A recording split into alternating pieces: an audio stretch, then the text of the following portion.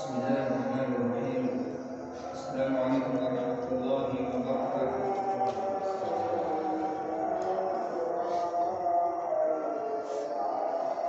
Alhamdulillahirabbil alamin.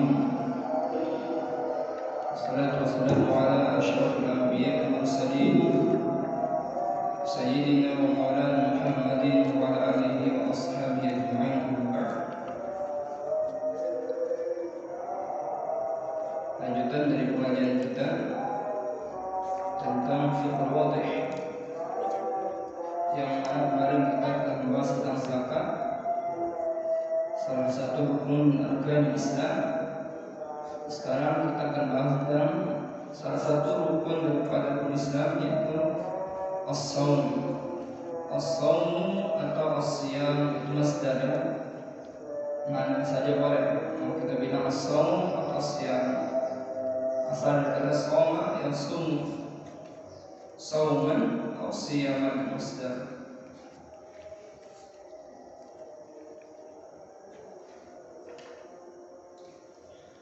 Baik, ya waladi, ra'ayna katsiran minan nas fi syahr Ramadan. Kata muallif, wahai anakku, menganggap kita lagi beserta bersama muallif, yaitu ya waladi, wahai anak-anak para santri. Ra'ayna katsiran minan nas, banyak sekali kita melihat orang-orang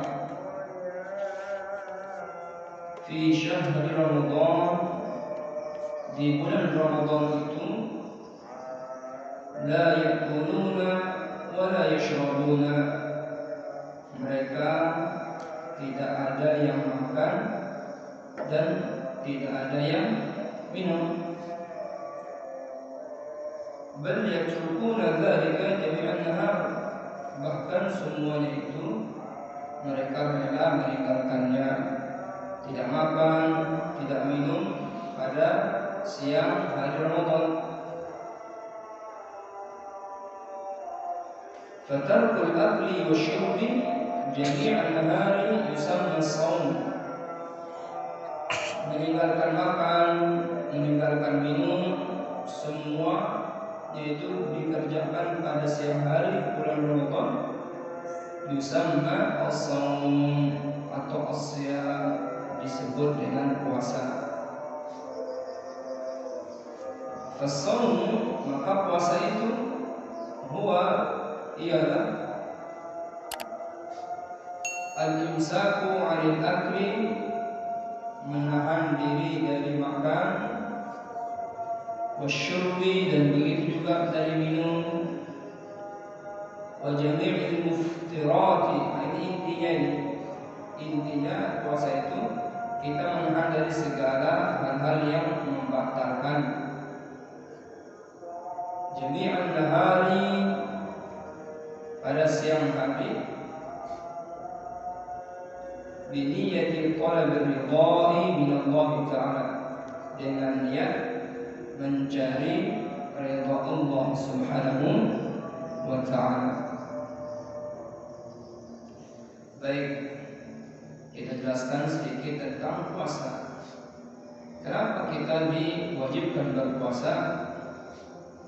Ini salah satu zakat kita. Kata guru kami Syekh Nabil Al-Qamri, kita sudah diberikan umur 1 tahun, kita makan, minum, keluarkan zakatnya. Zakatnya itu zakat rohaniyah namanya, termasuk, yaitu sebulan sekali, setahun sekali di bulan Ramadan wajib kita berpuasa. Ini zakat rohaniyah namanya.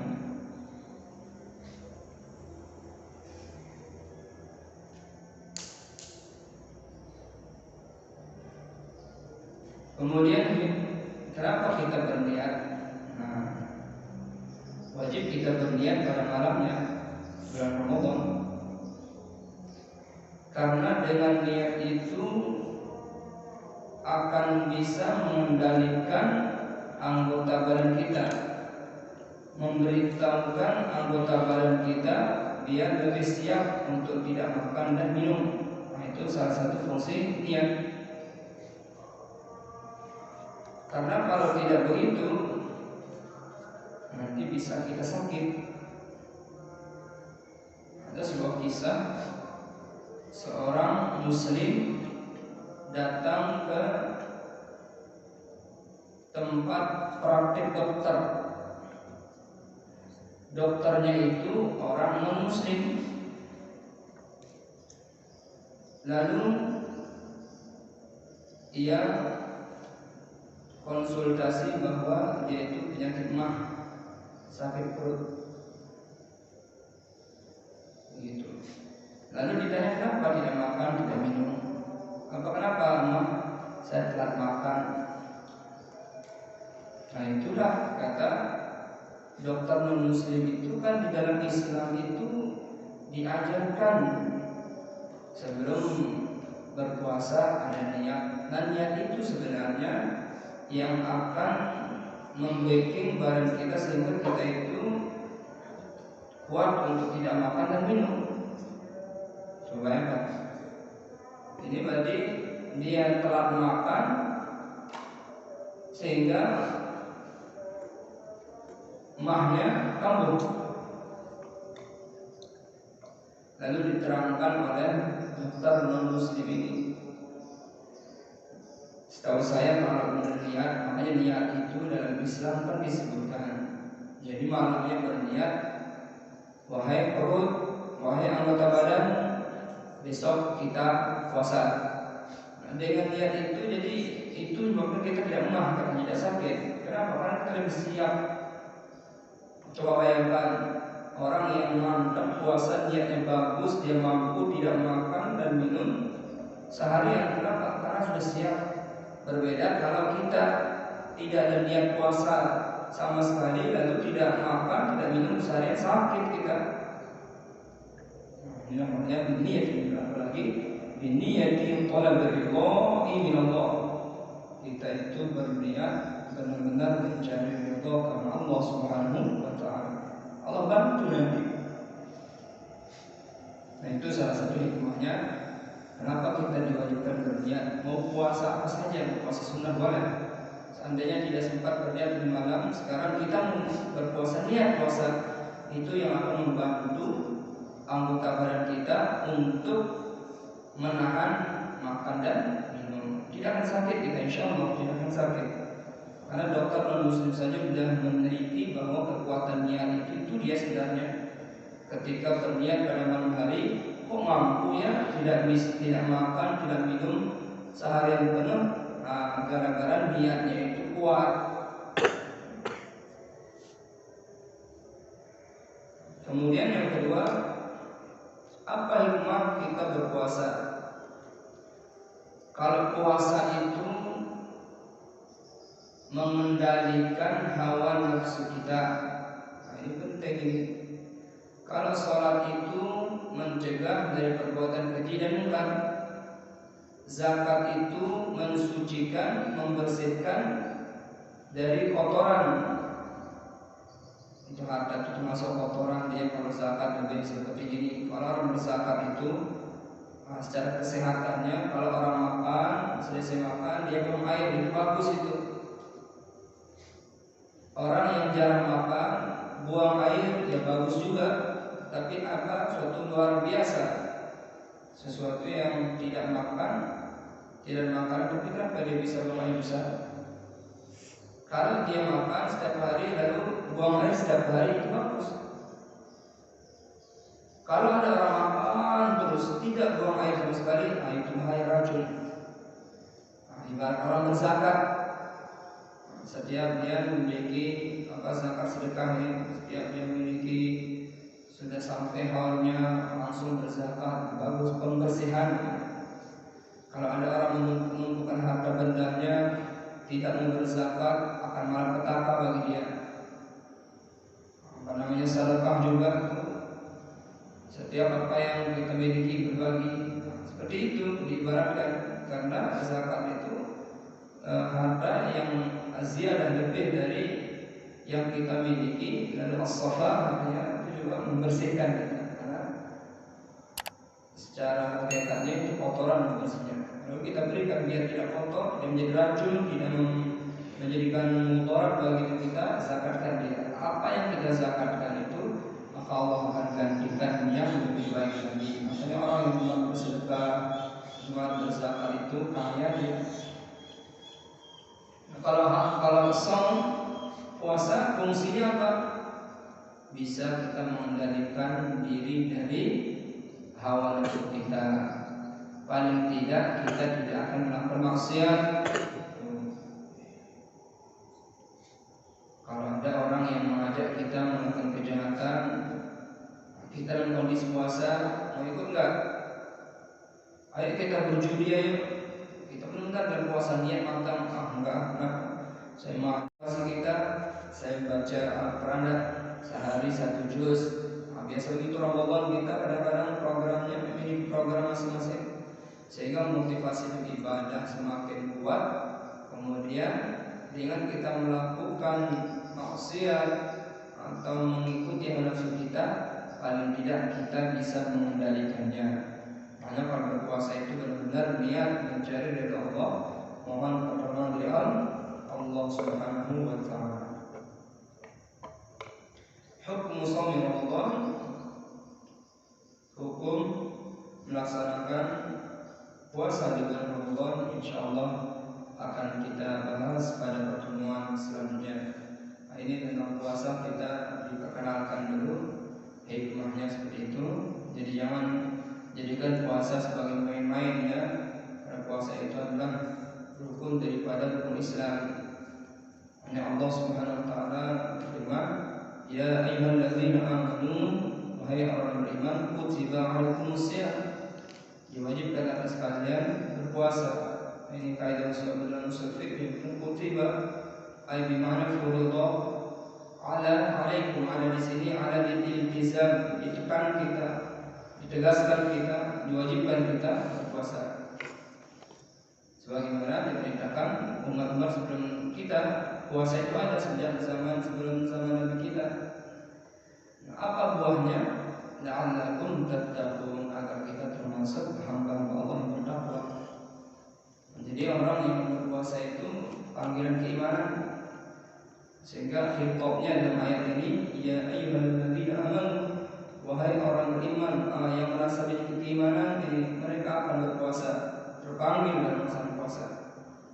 Tidak mengatakan ya ayyuhal muslimun, wahai orang Islam. Nah, itu kalau fikirnya memang kewajiban bagi orang yang wajib puasa itu bagi pertama Islam, berarti beragama Islam. Tapi khitabnya kepada orang beriman. Artinya banyak orang Islam yang tidak melaksanakan puasa.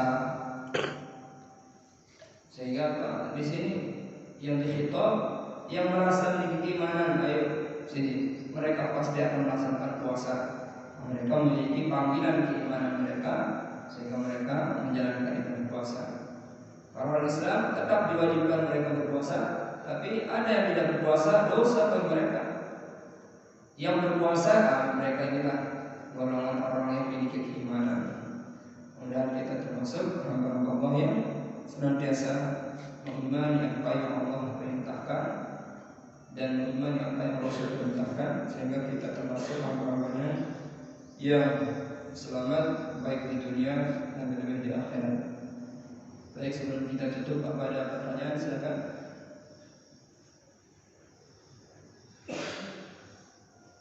Ya. Assalamualaikum warahmatullahi wabarakatuh. Sambungan dengan buku kita hari ini adalah tentang puasa. Saya pernah ada kalimat yang mengatakan kullu amalin min Adam lahu illa shauma. Penjelasan untuk kalimat ini, apakah ini hadis atau syair, dan apa maksudnya? Ada hadis. Setiap Bani Adam akan diberikan ganjaran hatta sabumiyah sampai 700 kali lipatan. Jadi ibadah itu memiliki keutamaan masing-masing. Kalau kita membaca Al-Quran, kata Nabi, man qara'a harfan min kitabillahi falahu hasanatun wal hasanatu bi'asyri amsalha.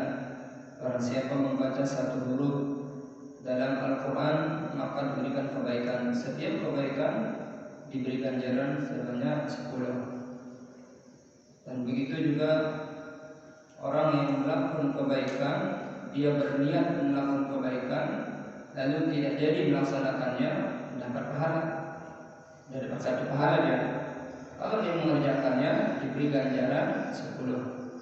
Makanya luar biasa, 1/10 nih. Kalau berbuat maksiat, berniat melakukan maksiat, belum dicatat. Tapi ketika melaksanakan maksiat itu baru dicatat. Cuma dicatat kejahatannya cuma 1.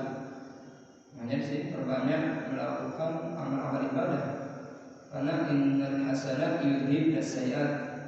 Sesungguhnya perbuatan kebaikan itu menghapus kejahatan. Ya kalau kita lihat benar, sama-sama melaksanakan perbuatan, yang satu melakukan kejahatan dihitung maksiatnya, dosanya 1. Diiringi dengan kebaikan dihitung 10. Jadi 10 bagi 1 dia. Itu cara kita makanya. Makanya di akhirat itu nanti akan ditimbang lebih banyak amal kebaikan atau amal kejahatan. Jadi kata ulama, jika engkau tidak mampu meninggalkan maksiat, ya jangan lupa mengerjakan ketaatan dong, biar seimbang. Ya. Adapun puasa, tidak ada yang mengetahui pahalanya. As-siyamu li, kata Allah. Ini dalam hadis Nabi ya. Puasa itu untukku, wa ana ajzibih, dan saya yang akan memberikan ganjaran pahala kepada orang yang berpuasa. Jadi kita tidak tahu bagaimana besar pahala puasa itu, Allah yang mengetahuinya. Kapan itu? Ya nanti di akhirat akan kita temukan. Yang penting kita laksanakan puasa, perintah Allah at-ta'abbud lillah. Ini kata Imam Nawawi, itu jawaban yang paling tepat itu. Kalau kita diperintahkan sesuatu oleh Allah, sudah at-ta'abbud lillah, jalankanlah untuk menghambakan diri karena Allah. Kan kalau usah terlalu banyak bicara. Kenapa kita tawaf 7 kali? Kenapa kita sa'i 7 kali? Kenapa ya kita puasa cuma siang saja? Kenapa kita setengah hari? Tidak perlu ditanyakan. Tapi Imam Nawawi sudah apa perintah Allah? Allah sudah tahu fitrah kita, at-ta'abbud lillah. Baik, itu saja.